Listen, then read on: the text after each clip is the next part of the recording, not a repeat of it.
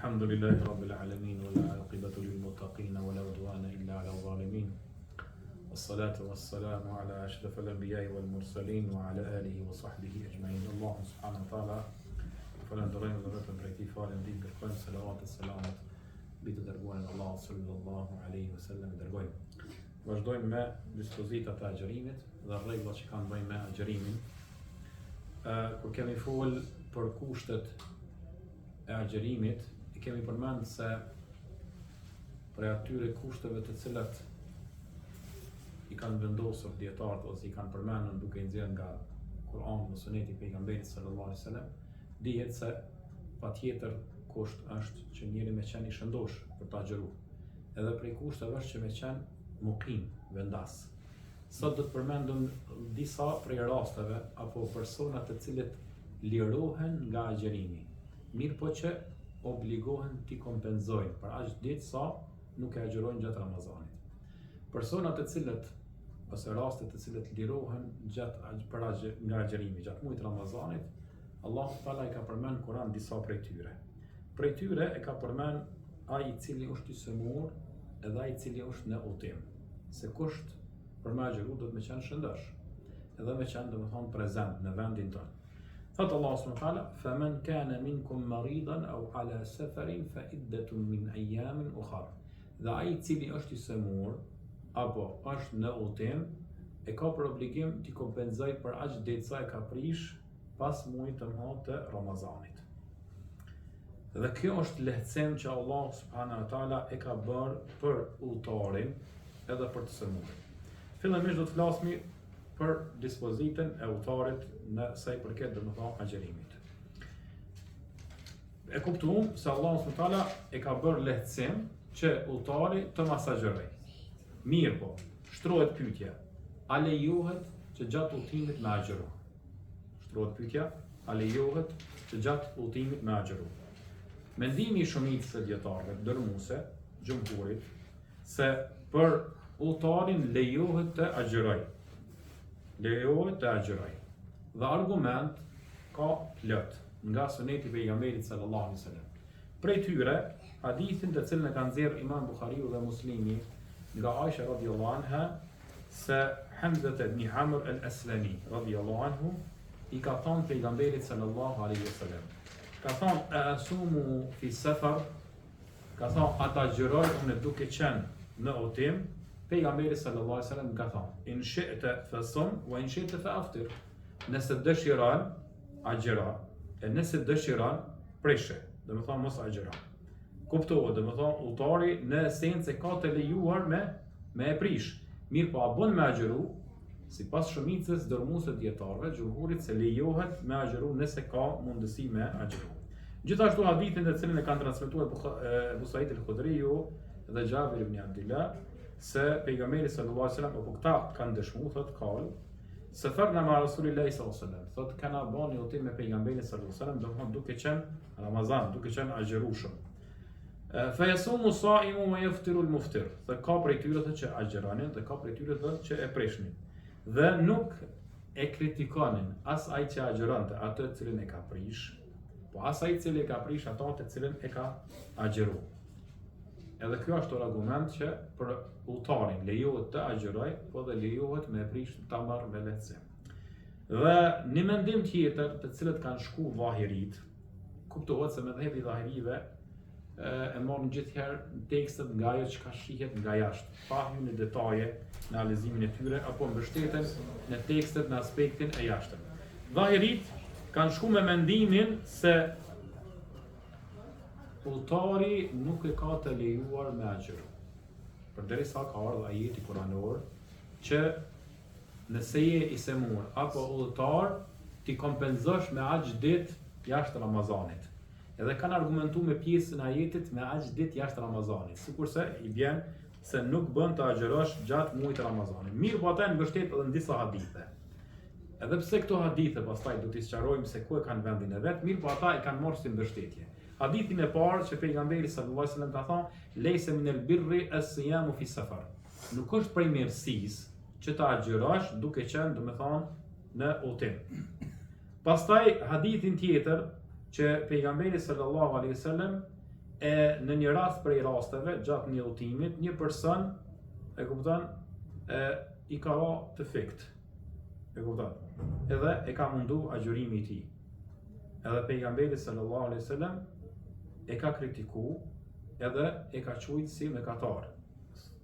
Gjithashtu një hadith tjetër ka ardhur që pejgamberi sallallahu alaihi wasallam gjatë udhëtimit në çliриmin e Mekës ka ndodhur në muajin e Ramazanit. Çlirimi i Mekës ka ndodhur në muajin e Ramazanit. Gjatë rrugës i ka munduar udhëtimi një pjesë të madhe të sahabëve të pejgamberit sallallahu alaihi wasallam.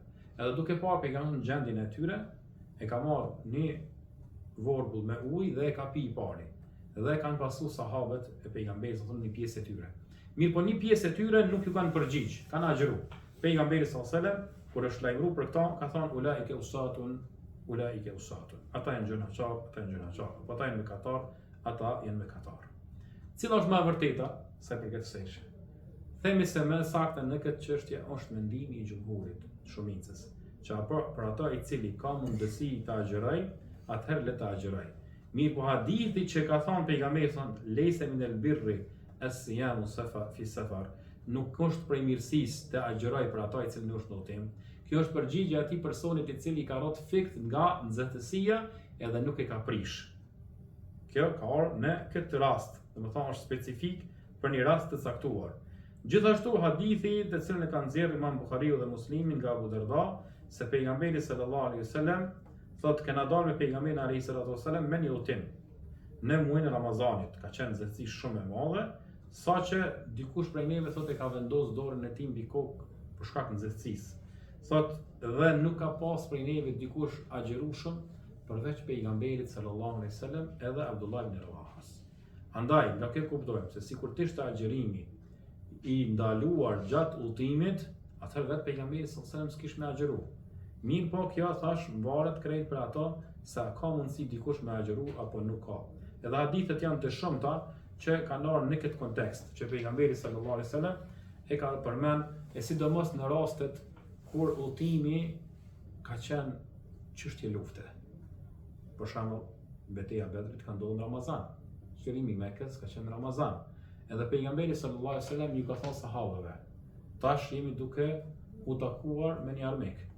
Andaj, sikur ta prish një agjërimin, kjo është më e mirë për juve për shkak se do të forcoheni përballë një armikut. Edhe në kësaj raste, ndoshta, po prishja e agjërimit në kësaj raste të caktuara është më e dobishme se agjërimi. Për shkak se kjo e keqson edhe gjendjen e shëndetit tonë, edhe do të përballesh me armikun në kësaj raste, edhe e merr me lehtësim, sepse Allahu subhanahu wa taala të ka arsyetuar. Mirë, po shtrohet pyetja, atëherë pra, a është më mirë me agjëru në udhëtim apo me prish? Meselën e kuptuam fillimisht se po lejohet ka me agjëru në udhëtim. Edhe po lejohet ka me prish, të dyja. Po cila tash është më e mirë? Gjithashtu, kësaj pyetje është përgjigj më së miri te Ibn Hajar al-Asqalani kur thotë se nëse për ata i cili agjëron ka mundësi domethënë me agjëru gjatë udhëtimit, agjërimi për të është më i mirë. Mirë, po për ata i cili agjërimi i tij ja vështirëson gjendjen e tij, atëherë të kapurit për lehtësimin mos me agjëru është më mirë për ta.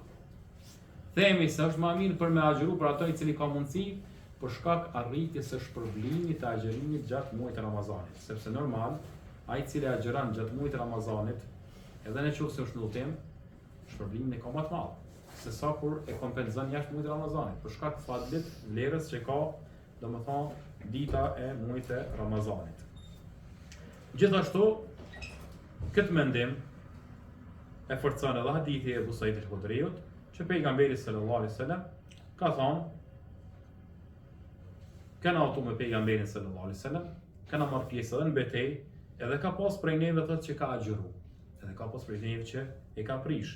Mirë, po asnjëri prej tjetrit thotë nuk e ka akuzuar një tjetrin se pa agjëruar, pse s'pa agjëruar. Andaj, meselja varet krejt të çështja se a ki mundësi me e bë mundësi me agjëru, ata vështirëson gjendjen tonë apo jo. Andaj, i themi se ai i cili udhton në esencë e ka të lejuar me e prish. Mirë, pa lejohet me agjëru, po. Pa është agjërimi më i mirë për to, apo me e prish, varet tash për gjendjes së udhëtimit se sa është i mundimshëm. Për ata i cili ka mundësi me agjëru, le ta agjëron, edhe kjo është më mirë për to. Edhe për ata i cili e mundon udhëtimi i tij, edhe vështirëson agjërimin e tij, atëherë le ta merr me lehtësim edhe mos ta agjëron dhe obligohet t'i kompenzoj për aq ditë sa e ka prirë gjatë muajit të Ramazanit.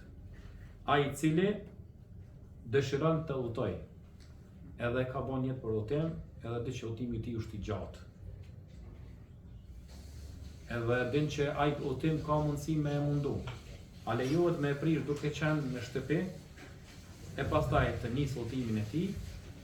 Këto dietarët në përgjigj me hadithin e Enesit radhiyallahu anhu se lejohet për atë i cili është përgatitur për udhëtim, udhëtimi i tij është i gjatë, udhëtimi i tij mund të jetë i mundimshëm, lejohet që me e prish agjërimin e tij duke qenë në shtëpinë e tij para se mu nisë në udhëtim. Edhe kjo në argumenton hadithi i Enesit radhiyallahu anhu, se Enesi radhiyallahu anhu transmetohet nga Muhammed ibn Kabin, i cili thotë i ka marrë Enesit radhiyallahu anhu duke qenë në Ramazan dhe ai kishte synuar apo ishte përgatitur për një udhëtim. Thotë edhe i ka vesh teshat e udhëtimit, është përgatitur për udhëtim dhe ka kërkuar ushqim. Pastaj thotë ka hangër e pastaj kanë thënë a është kjo prej sunetit? Enesi radhiyallahu anhu ka thënë po. Kjo është prej sunetit të pejgamberit sallallahu alaihi wasallam. Andaj nga ky hadith kuptohet se lejohet, domethënë dobia që nxjerrim, se lejohet për atë i cili e ka synim udhëtimin, edhe di që udhëtimi i tij është i gjatë dhe i mundimshëm edhe ka niyet me prish në udhëtimin e tij, lejohet me hangër bukë dhe me prish para se u nis në udhëtimin e tij. Nuk lejohet që të marrësh udhëtim me qëllim me prish Ramazanin, me niyet, me bën hile. Kjo nuk lejohet në këtë rast, ai i cili e merr udhëtimin vetëm se me qëllim me prish agjërimin e tij.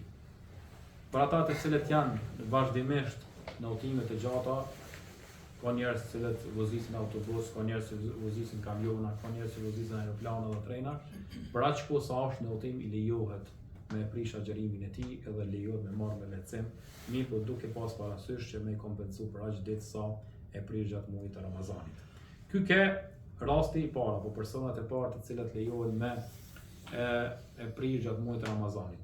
E dyta, ai i cili ose ato gratë të cilët janë shtatzana dhe ajo gruaja e cila është me gjithënësia.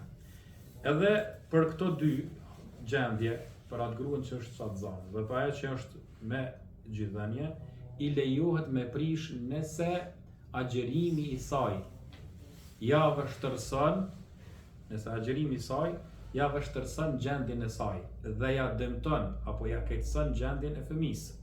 Në këtë rast ajo që është shtatzane e keqëson gjendjen e fëmisë e cila është domethënë e barkun e saj. Po edhe ajo që është me gjithënje, nëse nuk mjafton gjithënja e fëmisë për shkak agjërimit, atëherë kjo edhe ja keqëson dhe dëmton gjendjen e fëmisë. Të dy rastet lejohet domethënë me prish agjërimin edhe me e kompenzu.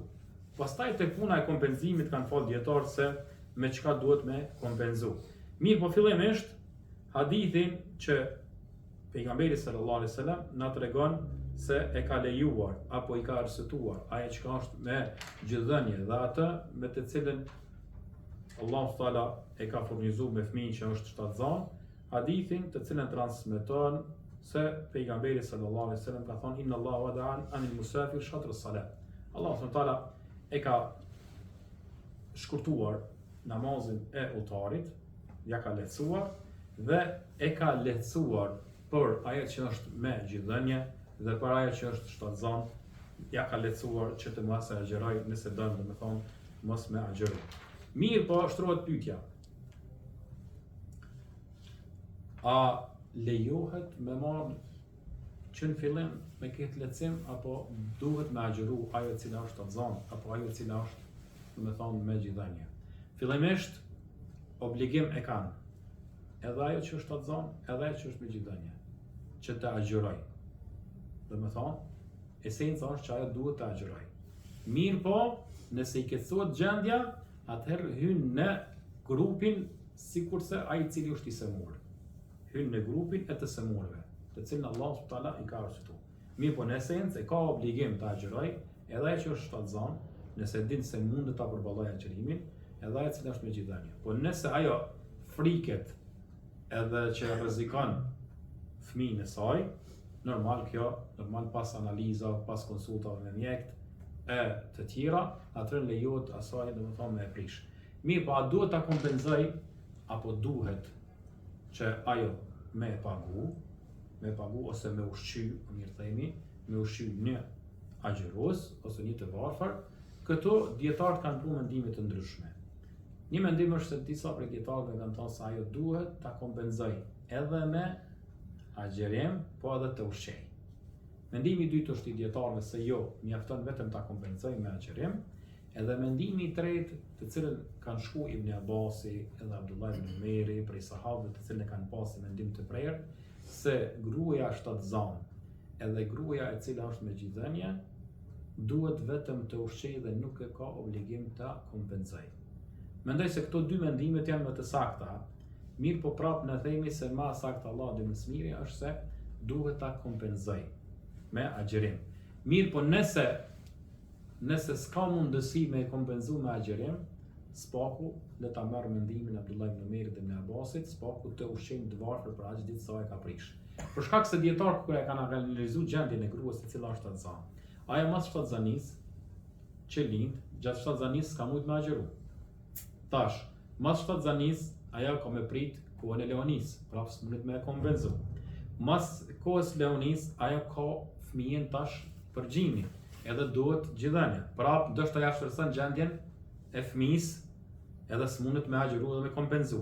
Andaj kjo është pastaj mendimi i Abdullah ibn Umerit dhe Ibn Abbasit, të cilët e kanë liru gruan e cila është në këtë rast shtatzanë edhe me gjithënje që vetëm me e kompenzu, domethënë me ushqim dhe jo me agjerim.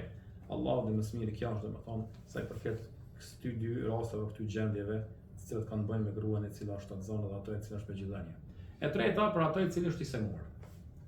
Kuptohet se Allahu Teala ka arsyetuar të semunën që të mos agjeroj. Sikur sa ajeti men kana maridan au ala safarin fa iddatun min ayamin ukhar. Domethënë i semuri arsyetohet, është i liruar nga agjerimi, mirë po duhet ta bëj kaza, kompenzim. Mirë po, cili duhet jetë ai i cili apo cili llogaritet tash në këtë rast i semur që lirohet nga agjerimi.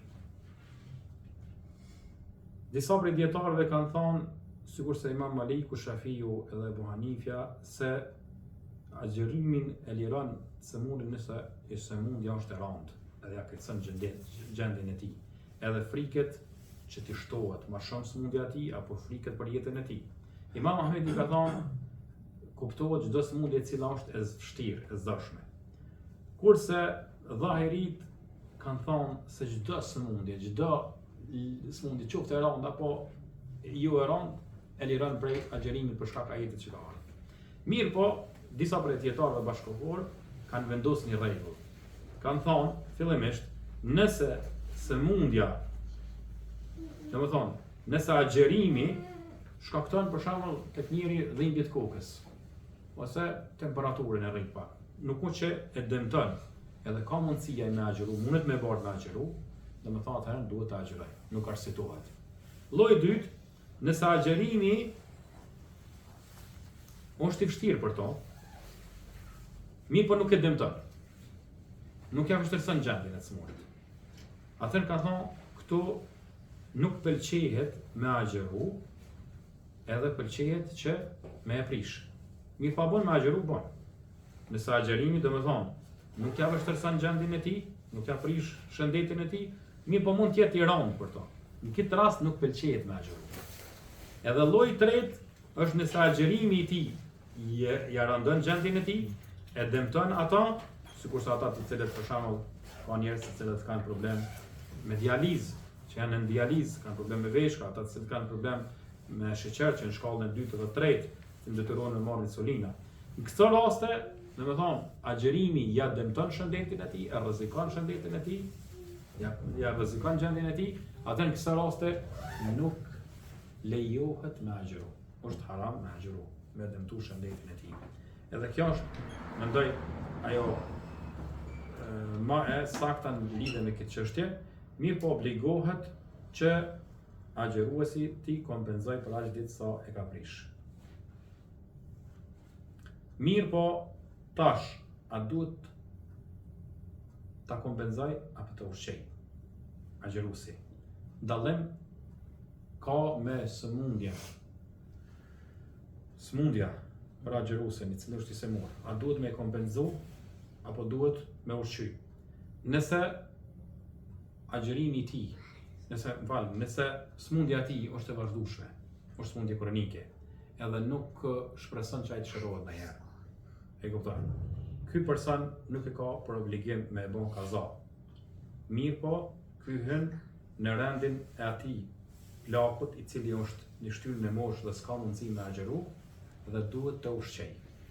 Mirë po, nëse ai shpreson që të shërohet, edhe sëmundja e tij është e përkohshme, atëherë është obligume për to që t'i kompenzoj në atë momentin që kur të arrin shëndetin e tij. Edhe ky është mendimi i gjumhurit shumicës së dietarëve.